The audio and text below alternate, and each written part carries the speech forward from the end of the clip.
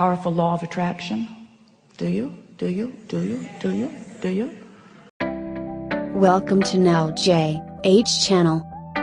Please hit the like and subscribe button to support this channel that will change your life. Now, let's get started. Powerful law of attraction? Do you? Do you? Do you? Do you? Do you? And do you know that law of attraction is managing the vibrational frequencies of the universe? And do you know that you are a vibrational being first and foremost? So you're always transmitting a signal. And whatever you are giving your attention to is causing you to transmit that signal. So law of attraction is matching the signal that you're transmitting, not yesterday and not tomorrow, but now, matching your now signal, matching your now signal. So what do you do about your now signal? How do you prepare your now signal? How do you approach this world? Here you are in your flesh, blood, and bony bodies, mostly not even recognizing the fact that you are vibrational beings, that you are transmitting and receiving mechanisms in a universe that's managed by law of attraction, who is managing all of those transmissions. So do you like knowing that you are vibrational? And do you like knowing that there's a way to know what your vibrational output is? Your emotions tell you, don't they? Your emotions let you know whether in this moment what you're broadcasting with your mind, with your thoughts, with your words, what you're broadcasting, whether or not it matches who you really are and all that you've come to. We've been talking to you for a while, and we've offered a whole lot of ways of helping you to reorient yourself. Reorient yourself into the realization, to the remembering that you're vibrational beings. Because when you remember that, and when you get a handle on what you're broadcasting, and then when you practice what you're broadcasting consistently, so that you get a vibrational rhythm going, law of attraction will make it easy for you to keep whatever momentum you've got going. In other words, if you're noticing something, you offering a vibration that matches it. And since you're now offering a vibration that matches it, you're going to realize it more, because what you're offering vibrationally and what you are now realizing is going to come back to you more and more and more. Sometimes our physical friends say, but wait, couldn't someone just change what I'm observing so that when I observe something that's really good, I will offer a signal that is really good, and then offering that signal that's really good, then I'll get more of what's really good. And we say, it does work like that. But there's a faster way of going about this, and a way that will always work for you. And that is, if you will decide that you don't need to wait for something good to observe before you broadcast a signal that matches something that you consider to be good, then you're going to tune your frequency so that only things that would qualify in the category of what you consider to be good can be realized by you. What do you think about that word, realized? Realized. Not so much, huh? Well, we really like it. We really like it. So we're going to give you just a very brief explanation of who you are and who we are and how we all fit into this together. And then we're eager to talk with you about anything that matters to you. Don't worry about us. We will wedge our message in the crack. So you are vibrational beings, and you are source energy beings, and you were source energy before you came into this body. And even though you are now in this body, you are still source energy. In fact, you are still more non-physically source energy vibrational beings than you are this flesh, blood, and bone version that you think of mostly as you. So here you are in your physical body. A part of all that you are is focused here. And as you explore the variety, just as you knew you would, in this magnificent leading edge environment, which is the leading edge of all creation, as you explore it from your personal point of view, you come to personal awarenesses and decisions of what you would prefer, how this can be better, how this can be better, the improvement in that, the improvement in that. By sifting through life, just like you planned, You know what you don't want, which causes you to know what you do want. So you are emanating signals of desire all day, every day. They are shooting out of you as vibrational offerings. We like to call them rockets of desire, because you can't help but produce them, because life causes you to focus them into being. So you launch a rocket. Maybe you don't have enough money, and so you launch a rocket, and then another and another and another and another. I want more money. I want more money. I want more prosperity.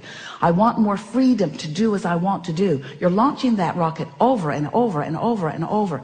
And every time you do, that vibrational rocket, that vibrational intention, that vibrational becoming is received by that non-physical part of you.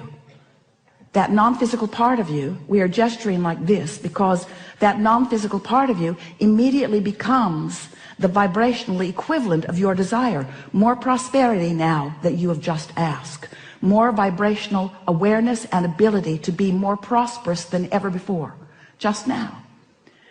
So that vibrational version of you, we are doing this gesture because we are wanting to imitate your vortex of creation. This vibrational version of you, which precedes all manifested versions, this vibrational version of you has just become more prosperous. But the question that this gathering really wants to present to you in a way that you will ponder and come to conclusions about is that while the non-physical part of you has become more prosperous as a result of your asking, what are you doing in relationship to it right here and now?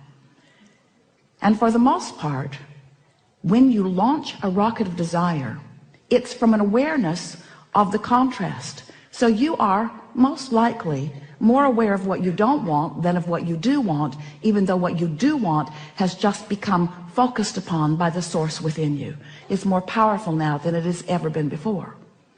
Now you can tell by the way you feel whether your focused thought in this moment matches that one. If it does, you feel elation, you feel excitement, you feel eagerness, you feel vibrationally up to speed with who you have really become.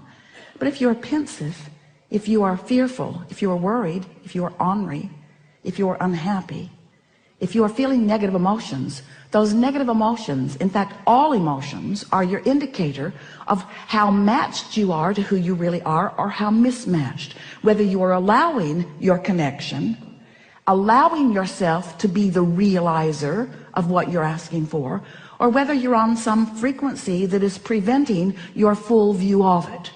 Because it's not that someone else is ever withholding anything from you, but you may very well be vibrationally mismatched so that you are not seeing, hearing, smelling, tasting, touching. You're missing the clues because you're vibrationally out of whack with what you set into motion, with what you ask for, you see. So we've been calling this gathering for a while the art of allowing, and it really is an art that you will nurture. It's the art of getting up to speed with who I just became. Life just caused me to become more, but if life has just caused me to become more and I'm beating the drum of my justification of why I need that or want that, I want that because I want it because I don't have it. We're beating the drum. I want that because I don't have it. I want that because I think I should have it. That person has it, and that person has it, and that person has it, and that person has it. Why don't I have it? And in that question of what's missing, you are fostering, encouraging, continuing to practice a vibrational frequency that prevents you from realizing what you are asking for. So in order to make this really clear for you, in order to make this so that you can really understand how it works, because we know in your ability to translate vibration, you are so good at it. You are seeing and you are hearing and you are smelling and you are tasting and you are touching. You are so good at translating vibration, you don't even know that you are doing it. You're so good at translating the vibration of this universe into something that you can realize that you don't recognize that you are doing that. So we are presenting to you some explanations of how these laws work in order to help you understand where, if we were standing in your physical shoes, we would put our emphasis on this eternal path of never-ending expansion. And from our point of view, this eternal path of never-ending joyous expansion is supposed to be fun. It is supposed to be fun. It is supposed to feel good. It is supposed to fulfill you every step of the way.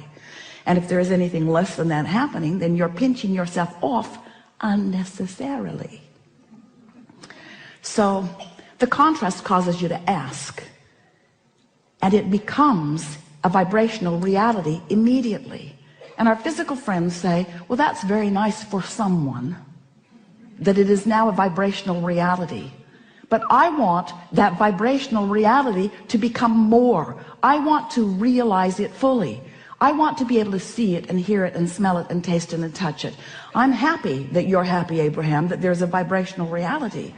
But I want that vibrational reality to be more. I want the money in my bank and the lover in my bed. I want more. I want more than this vibrational reality. And we say, then all you have to do is tune yourself to the frequency of your vortex. And it's not something that you will do instantaneously. In almost every case, it is something that you do gradually. But in every case, it is absolutely something that you can do.